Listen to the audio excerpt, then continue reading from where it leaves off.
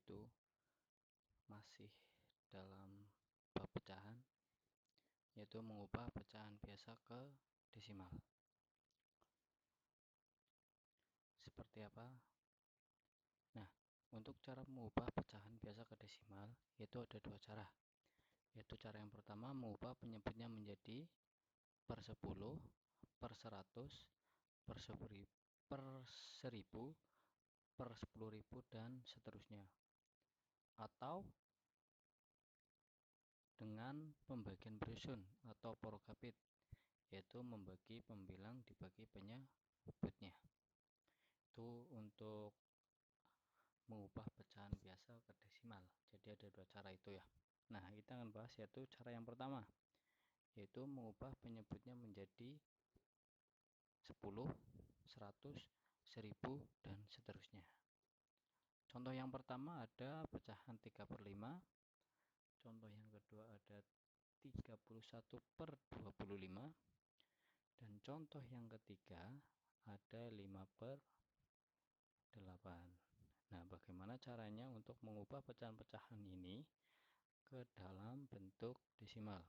Perhatikan. Untuk contoh yang pertama, 3/5. 3/5. Nah, bagaimana caranya kita merubah pecahan 3/5 ini menjadi pecahan desimal? Langkah yang pertama, silakan ditulis pecahannya seperti biasa, yaitu 3/5. Ditulis kembali lagi ya soalnya, jadi ditulis 3/5. Kemudian kalian kira-kira penyebutnya ini mau dibuat ke angka berapa? Angka 10, angka 100, atau angka 1000? Nah, untuk mempermudah, kalian coba ke penyebut 10 terlebih dahulu. Bisa apa tidak? Penyebut 5 ini dibuat ke 10, bisa apa tidak? Jadi dibuat ke 10. Nah, berarti 5 kali berapa supaya jadi 10? 5 kali 2. Ketika penyebutnya itu dikali 2, maka pembilangnya juga dikalikan 2. 3 kali 2 berapa? 6. Jadi 6/10. Nah, ini untuk menuliskan pecahan desimalnya seperti apa? Karena ini per 10, maka di belakang koma cuma ada satu angka. Jadi ditulisnya, karena di belakang koma ada satu angka, berarti ditulisnya 0,6.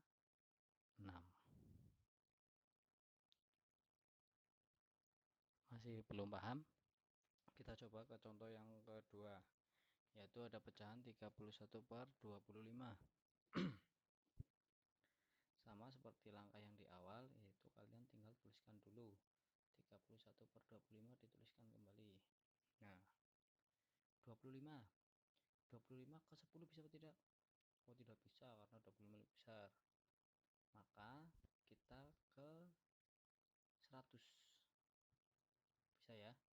25 kali berapa supaya menjadi 100? Dikali 4. Ketika penyebutnya dikali 4, maka pembilangnya juga dikalikan 4. 31 kali 4 berapa? 124. Jadi 124/100. Nah, ini untuk mengubah pecahan desimalnya seperti apa? 124/100. Karena per 100, maka di belakang koma ada dua angka. Dua angka dari berapa? Dari pembilangnya 124. Ingat-ingat ya, kalau per 10 berarti di belakang koma ada satu angka. Tapi kali ini adalah per 100, maka di belakang koma ada dua angka. Angkanya yang mana? Angkanya yang pembilangnya itu. Jadi 124. Jadi ketemunya adalah 1,24. Di belakang koma ada dua angka, ada angka 2 dan ada angka 4. Seperti itu ya. Kemudian nih, satu lagi contoh yang ketiga, yaitu pecahan 5/8. Sama caranya ditulis lagi 5/8. 8 kali berapa supaya menjadi 10? Tidak bisa ya. Dikalikan 100. Dikalikan berapa supaya menjadi 100? Tidak bisa juga. Kalau dibuat menjadi 1000? Bisa ya. Dikalikan 125. Jadi 8 dikali 125 ketemunya adalah 1000. Ketika penyebut dikalikan 125, maka pembilang juga dikalikan 120. Ketemunya berapa? 625. 625 per 1000 ya. 625 per 1000. Kalau per 1000 berarti di belakang koma ada 3 angka, karena 1000 itu nolnya 3, berarti di belakang koma ada 3 angka. Berarti 0,625. Seperti itu ya. Ini yaitu mengubah pecahan biasa menjadi bentuk desimal. Ini cara yang pertama. Nah, kalau ada soal seperti ini 2/3, apa ini bisa menggunakan cara yang pertama? Tidak ya, karena 3 dikalikan berapapun nggak bisa menjadi 10, 3 dikalikan berapapun nggak bisa jadi 100, dan tidak bisa menjadi 1000. Maka kalau ada pecahan seperti ini, kita menggunakan cara yang kedua, yaitu membagi antara pembilang dibagi dengan penyebutnya.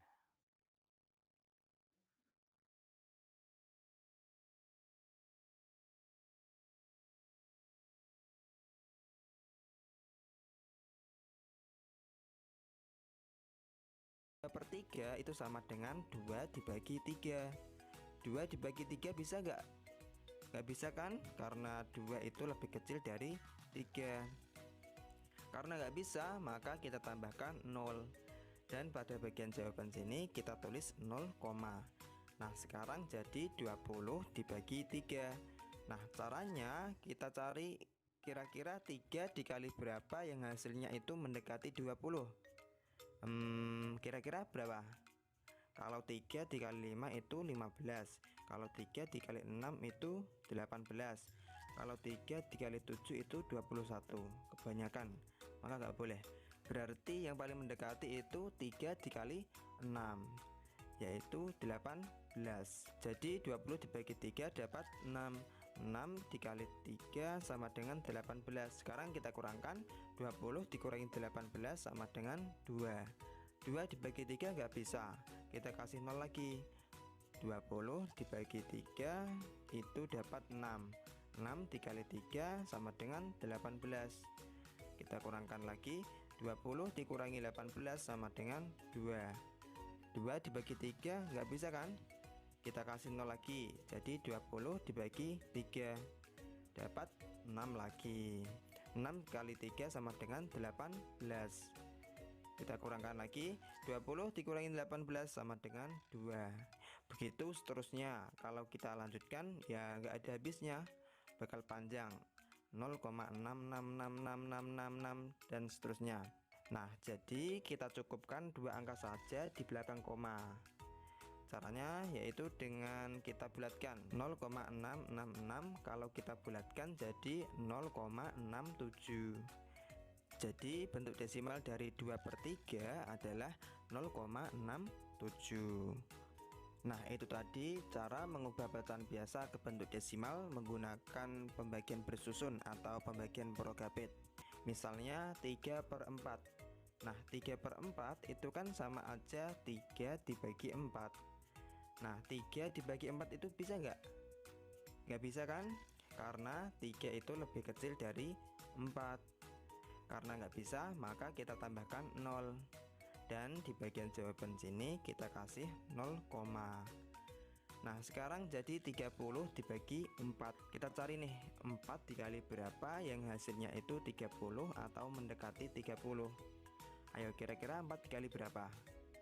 Dikali 7 ya kan, karena 4 kali 7 sama dengan 28. Kalau kita kalikan 8 hasilnya nanti 32 kebanyakan, maka nggak boleh. Berarti yang paling mendekati yaitu 4 kali 7.